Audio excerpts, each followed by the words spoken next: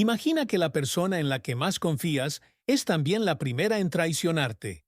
Eso fue lo que me pasó, y todavía duele recordarlo.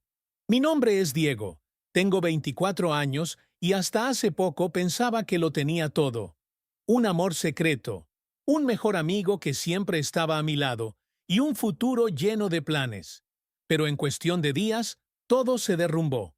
Conocí a Mateo en la universidad. Era 2 años mayor, y tenía esa forma de mirar que parecía atravesar cualquier defensa. Entre nosotros nació algo rápido, casi inevitable. Nos escondíamos, nos reíamos en silencio en los pasillos, buscábamos excusas para estar juntos. Yo pensaba que, aunque el mundo no estuviera listo, nosotros lo estábamos. Confiaba en él más que en nadie. También estaba Julián, mi mejor amigo desde la infancia. Habíamos crecido en el mismo barrio, compartido secretos, derrotas y victorias. Con él me sentía protegido, como si nada pudiera dañarme.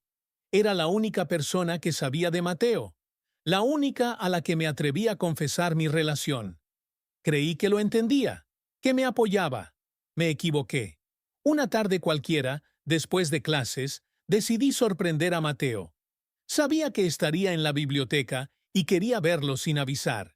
Caminé con una sonrisa tonta, imaginando su reacción. Pero lo que encontré al abrir aquella puerta me cortó la respiración. Entre las estanterías, ocultos pero no lo suficiente, estaban él y Julián. Se besaban como si el mundo no existiera. Me quedé paralizado. La sangre me golpeaba en los oídos y el aire parecía haberse evaporado. Mateo me vio primero. Se apartó de golpe, con el rostro descompuesto. Julián giró lentamente y me clavó la mirada, sin una pizca de arrepentimiento. En ese instante lo entendí todo. La complicidad entre ellos, las risas que nunca comprendí, las excusas. Había sido un ingenuo. No dije una palabra. Cerré la puerta con fuerza y caminé sin rumbo por la ciudad. Cada paso me dolía como si arrastrara una piedra atada al pecho. ¿Cómo podían hacerlo? ¿Cómo podían destruir así la poca certeza que tenía en mi vida? Yo había confiado, había compartido mis miedos, y ellos lo habían convertido en un juego a mis espaldas. Los días siguientes fueron un infierno. La noticia se propagó como fuego en seco. No sé quién habló primero, pero pronto todos parecían saberlo. En los pasillos ya no era Diego, el estudiante callado, sino el chico al que dejaron plantado, el que se había convertido en motivo de burla. Escuchaba risas detrás de mí, comentarios disfrazados de chistes. Sentía cómo cada mirada me atravesaba, juzgándome, reduciéndome a un error. Lo peor llegó en casa. Mi madre descubrió mi relación porque una vecina le contó lo que había oído. Su rostro se desmoronó entre lágrimas y reproches. ¿Cómo pudiste ocultarlo?, me preguntó, como si amar a alguien fuera un crimen. Mi padre, en cambio, no dijo nada. Solo se levantó de la mesa, dejó los cubiertos y se encerró en su habitación. Ese silencio pesaba más que cualquier insulto. Me sentía atrapado entre dos fuegos, el desprecio de quienes antes me rodeaban y la decepción de mi propia familia. No había refugio, no había espacio seguro. Cada noche me acostaba pensando que al día siguiente no tendría fuerzas para enfrentar otra mirada, otra risa, otra puerta cerrada. Una parte de mí quería desaparecer, pero otra, muy dentro, empezaba a arder.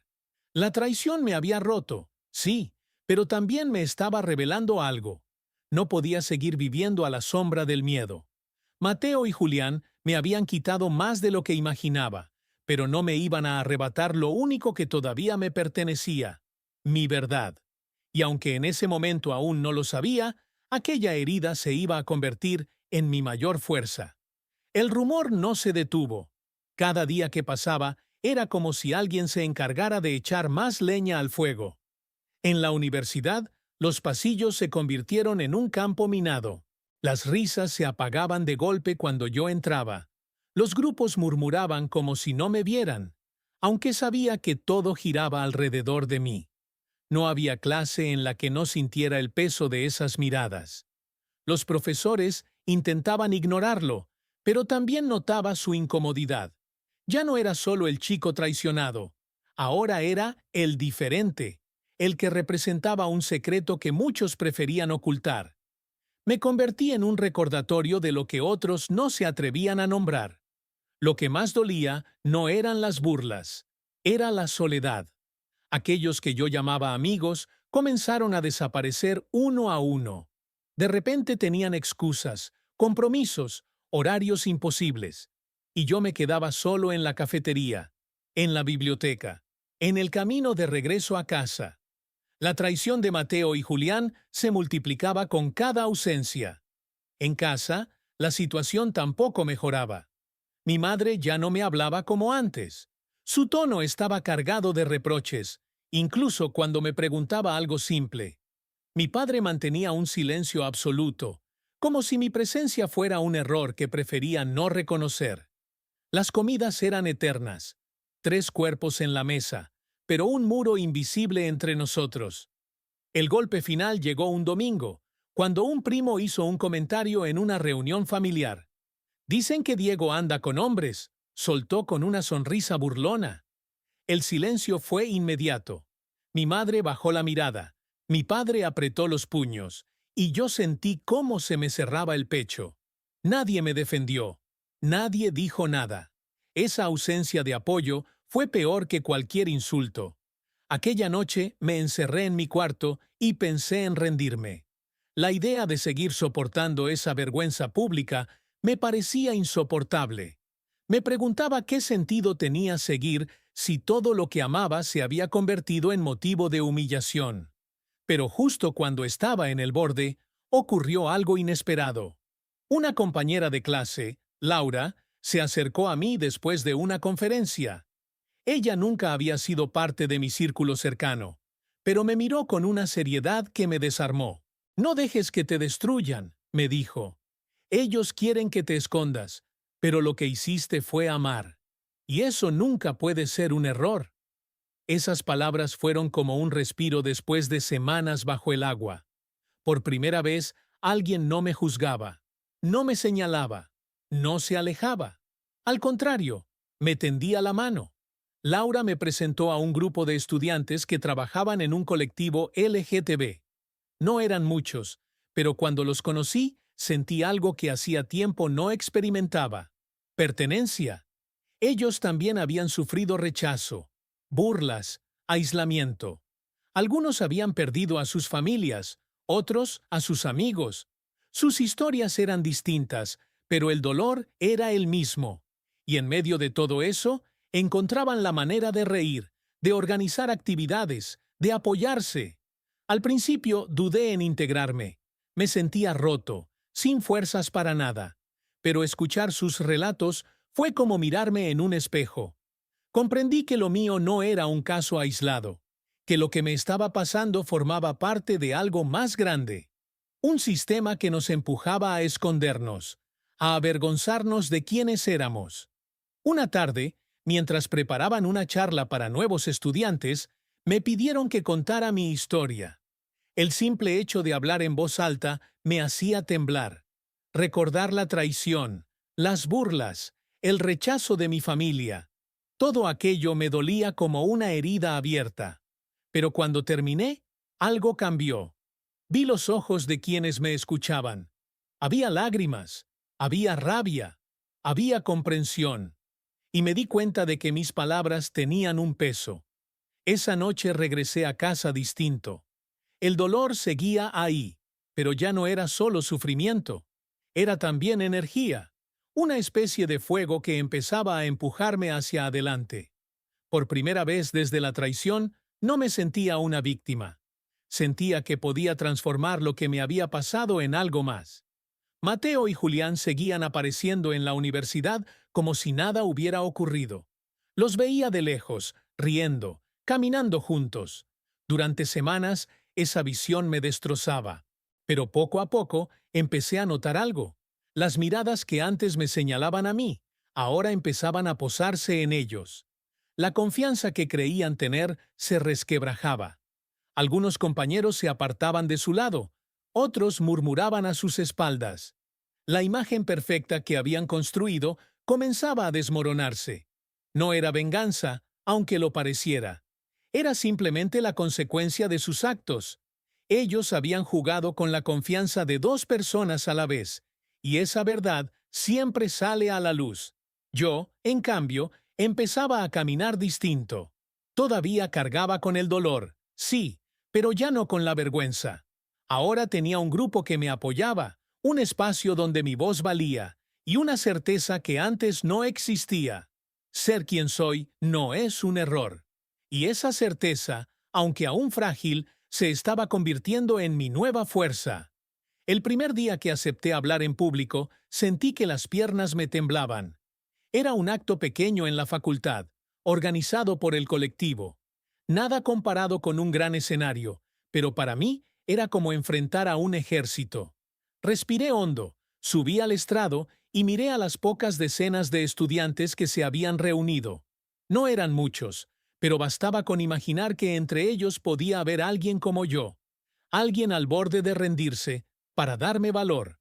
Conté lo que me había pasado, la traición de Mateo, la burla de Julián, el abandono de mis padres. Hablé de las noches en las que no encontraba sentido a nada, del miedo a salir de casa, de las miradas que me perseguían. No adorné nada, no quise esconder el dolor.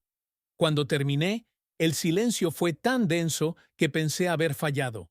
Pero entonces alguien aplaudió. Luego otro, y otro más. Al final, todos estaban de pie. Esa ovación no borraba mi herida, pero la transformaba en algo distinto. A partir de ahí comenzaron a invitarme a más encuentros. Al principio iba con vergüenza, pero poco a poco entendí que mi voz tenía un efecto real. Lo que para mí era una herida, para otros se convertía en una prueba de que no estaban solos. Eso me dio una fuerza que jamás imaginé tener. Pero con la visibilidad también llegaron las consecuencias. En la universidad, algunos profesores empezaron a mirarme con frialdad. Un par de ellos insinuaron que me estaba exhibiendo demasiado, como si hablar de mi vida fuera un espectáculo. En los pasillos, las burlas no desaparecieron, solo cambiaron de tono. Ya no era el chico traicionado, ahora era el activista. Me gritaban cosas cuando pasaba, imitaban mi voz, se reían en grupo. Una tarde, mientras repartíamos folletos para una marcha, apareció Julián. Me arrebató los papeles de las manos y los tiró al suelo. «Deja de hacerte la víctima», me escupió. Sentí que la rabia me subía a la garganta, pero no respondí. Solo lo miré y recogí los folletos uno por uno. Sabía que lo que buscaba era una pelea, algo que confirmara su versión de que yo era débil. No le di ese gusto. Sin embargo, aquella escena no quedó ahí. Varias personas la presenciaron y empezaron a cuestionar a Julián. Algunos de sus propios amigos se alejaron, cansados de su soberbia. Yo no hice nada, pero el tiempo empezó a cobrar cuentas que él no esperaba. En casa, las cosas seguían tensas. Mis padres no asistían a ninguno de mis eventos, ni preguntaban cómo estaba. El silencio era la norma. Una noche, cansado de cargar con esa indiferencia, decidí enfrentar a mi padre. ¿Tan vergonzoso es tener un hijo como yo?, le pregunté. Su rostro se endureció. No me levantó la voz, pero sus palabras fueron peores. «No sé en qué te has convertido, y no quiero saberlo». Aquella frase fue un golpe más duro que cualquiera de los rumores. Esa noche salí de casa sin rumbo. Caminé por horas hasta terminar frente a la sede del colectivo. Estaba cerrada, pero me senté en la acera. Allí comprendí que no podía seguir esperando aprobación de quienes habían decidido darme la espalda. Si quería sobrevivir, tenía que aprender a sostenerme solo. Los días siguientes me dediqué de lleno a las actividades. Empecé a ayudar en la organización de marchas, a hablar con estudiantes nuevos, a dar talleres en institutos. Descubrí que la rabia podía transformarse en energía. No era fácil. Cada exposición pública venía acompañada de comentarios en redes, insultos anónimos, amenazas veladas. Pero ya no me paralizaban. Un día, durante una charla en otra facultad, vi a Mateo entre el público. No lo esperaba. Su mirada buscaba la mía, pero fingí no verlo. Terminé mi discurso sin titubear. Al final, cuando todos se acercaban a felicitarme, él intentó aproximarse. «Diego, tenemos que hablar», dijo en voz baja. Pero yo ya no era el mismo. No necesitaba su explicación ni sus excusas. Simplemente me alejé. Ese gesto me liberó más que cualquier aplauso. Entendí que no debía nada a quienes me habían destrozado. Lo único que debía era a mí mismo. Seguir de pie. Con cada paso que daba, el miedo retrocedía. Sabía que aún me esperaban batallas más grandes, que la sociedad no cambiaba de la noche a la mañana. Pero también sabía que ya no caminaba solo. Había encontrado una comunidad, una causa y, sobre todo, una nueva forma de mirar mi propia historia. Lo que empezó como una traición se estaba convirtiendo en mi arma. La primera vez que hablé frente a cientos de personas fue en una plaza del centro. No lo había planeado. Fui invitado a leer un breve testimonio durante una concentración por los derechos LGTB, y cuando me entregaron el micrófono, sentí el peso de la multitud. El aire vibraba con consignas, pancartas y voces que exigían respeto. Comencé con la voz temblorosa, pero pronto recordé las noches de soledad, el silencio en mi casa, las risas en los pasillos. Esa rabia contenida se transformó en fuerza. «Me llamo Diego», dije, «y sé lo que es ser traicionado, señalado y rechazado. Pero también sé que callar es peor que enfrentarlo». Las palabras salieron con un filo que ni yo conocía. Cuando terminé, la ovación fue ensordecedora. A partir de ese día, mi nombre comenzó a circular más allá de la universidad. Algunos medios locales me buscaron para entrevistas. No era cómodo revivir una y otra vez mi historia, pero entendí que hacerlo no era solo por mí. Había jóvenes que me escribían mensajes privados contándome que pensaban en rendirse y que escucharme les daba un respiro. Eso me obligaba a seguir. Pero la exposición tenía un costo. Una mañana, al llegar a clase, encontré pintadas en la pared insultos acompañados de mi nombre. Algunos se reían, otros fingían no ver. Yo me quedé quieto, respirando hondo. No iba a darles el placer de verme derrumbado. Con un par de compañeros del colectivo conseguimos borrar todo antes de que terminara el día. El acoso digital también se multiplicó. Mensajes anónimos, perfiles falsos, amenazas veladas. Al principio me quitaban el sueño, pero luego entendí que eran solo voces cobardes. Si me atacaban con tanta furia, era porque mi presencia incomodaba. Y si incomodaba, era porque estábamos logrando algo. Mientras tanto, Julián comenzaba a perder terreno. Los que antes lo seguían, ahora lo miraban con desconfianza. Sus comentarios crueles, que antes eran motivo de risa, empezaban a cansar. Incluso algunos profesores llamaron la atención sobre su comportamiento. Lo vi varias veces solo, en los mismos pasillos donde solía humillarme. La caída que él mismo había construido se hacía inevitable. Mateo, en cambio, mantenía un silencio extraño. No se burlaba, no me enfrentaba, pero tampoco intentaba defenderse. Parecía atrapado entre dos mundos, el que había elegido con Julián y el que había destruido conmigo. En más de una ocasión intentó acercarse, pero yo no necesitaba sus explicaciones. La confianza que una vez existió ya no volvería. La tensión en mi casa alcanzó un punto de quiebre. Una noche, mientras cenábamos en completo silencio, solté lo que llevaba semanas guardando. No voy a dejar de ser quien soy. Si no pueden aceptarlo, lo lamento, pero ya no pienso esconderme. Mi madre se echó a llorar. Mi padre se levantó y golpeó la mesa antes de salir de la habitación. Por primera vez no sentí miedo, sentí liberación. Esa misma semana tomé la decisión de mudarme. Laura me ofreció un espacio compartido con otros estudiantes del colectivo. No era un lugar grande ni cómodo, pero significaba libertad. Empaqué mis cosas de noche, en silencio, y salí sin mirar atrás. La vida en ese nuevo entorno Fue un cambio radical. Compartíamos gastos, responsabilidades y, sobre todo, apoyo. Ya no tenía que medir mis palabras ni justificar quién era. Cada día me fortalecía más. El colectivo creció. Organizamos charlas abiertas, marchas más grandes, campañas en redes. Yo empecé a coordinar actividades y descubrí que podía liderar. La voz que antes apenas se atrevía a susurrar en clase, ahora se escuchaba en auditorios y plazas. Por supuesto, las resistencias también aumentaban. Una vez, durante una actividad en la calle, un grupo de desconocidos nos gritó insultos y arrojó botellas desde lejos. No respondimos con violencia. Nos abrazamos unos a otros y seguimos hablando por megáfono, más fuertes que antes. Esa imagen se volvió viral en redes y, en lugar de debilitarnos, nos dio aún más visibilidad. En paralelo, las consecuencias para mis antiguos verdugos se volvían evidentes. Julián fue denunciado por acoso por otros estudiantes y terminó enfrentando sanciones académicas. Lo que había hecho conmigo ya no era un secreto, y su reputación se desplomó.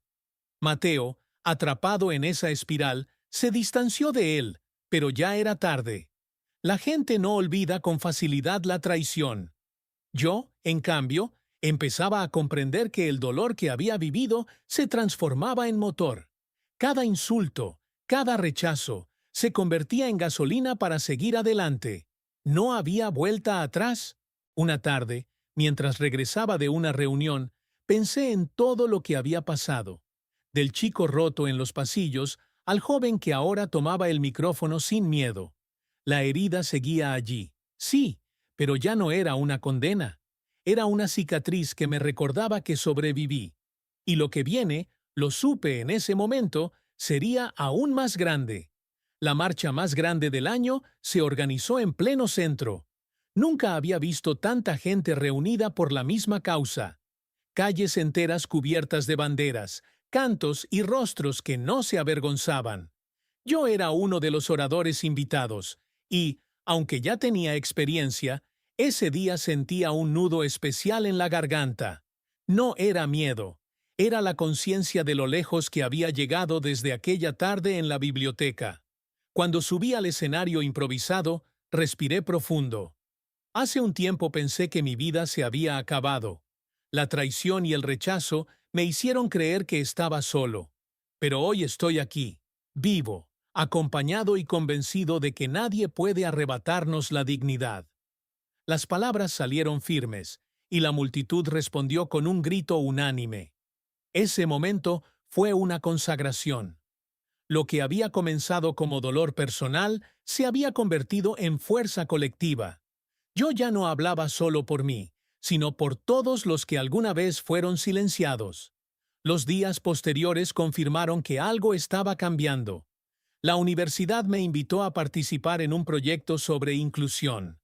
Los medios que antes me buscaban solo por morbo, ahora querían entrevistarme para hablar de propuestas. No todo era perfecto, pero el terreno ya no era de vergüenza, sino de lucha. Mientras tanto, Julián se enfrentaba a las consecuencias de su propio veneno. La denuncia de acoso prosperó y terminó suspendido. Intentó defenderse acusándome de haberlo arruinado, pero nadie le creyó. Sus antiguos amigos se habían cansado de sus mentiras. Lo vi una vez, sentado solo en la cafetería, mirando el suelo. No sentí odio, sentí lástima. Él había cavado su propio pozo. Mateo buscó contactarme varias veces. Me envió mensajes, esperó fuera de mis clases, incluso intentó hablar con mis compañeros. Yo ya no tenía rencor, pero tampoco necesitaba escuchar sus explicaciones. Una tarde se me acercó de frente. Diego, lo lamento. No sé cómo repararlo. Lo miré fijamente. No tienes que repararlo. Solo aprende y no vuelvas a hacerlo con nadie más. No hubo gritos, no hubo drama. Solo una verdad que él debía llevar consigo. Me di la vuelta y lo dejé atrás. Esa fue mi verdadera liberación. En casa, la distancia con mis padres seguía siendo dolorosa. Pero con el tiempo, algo empezó a cambiar. Mi madre, que al principio me evitaba, Me buscó una tarde. No entiendo todo, pero eres mi hijo, dijo con lágrimas contenidas. No era aceptación total, pero sí un primer paso. Con mi padre la herida tardaría más, pero yo ya no esperaba su aprobación para existir. El colectivo creció hasta convertirse en un movimiento reconocido en la ciudad. Organizamos talleres en colegios, campañas en barrios y espacios de apoyo para jóvenes rechazados por sus familias. Yo encontré en ese trabajo no solo una misión, sino también un lugar en el mundo. Un año después de la traición, volví a caminar por aquel sendero donde había creído perderlo todo. Esta vez no estaba solo. Iba acompañado por compañeros del colectivo. Recordé la sensación de vacío que me había marcado entonces, y la comparé con la fuerza que ahora me habitaba. Comprendí que las cicatrices no desaparecen, pero pueden convertirse en mapas que nos guían. Esa noche, al regresar, me senté frente a un grupo de jóvenes que escuchaban atentos. Uno de ellos me preguntó, ¿de verdad se puede salir adelante después de tanto dolor? Lo miré y respondí, sí, no es rápido, no es fácil, pero lo que hoy parece el final, mañana puede ser el inicio de tu fuerza. Nadie puede quitarte quién eres. La sala estalló en aplausos. Yo sonreí, consciente de que aquellas palabras no eran solo un discurso, eran mi vida. Mateo y Julián quedaron como capítulos cerrados, recordatorios de lo que se pierde cuando uno juega con la confianza. Yo, en cambio, había ganado algo mucho más grande. Mi voz, mi comunidad, mi lugar, y entendí que la verdadera victoria no estaba en verlos caer, sino en levantarme yo,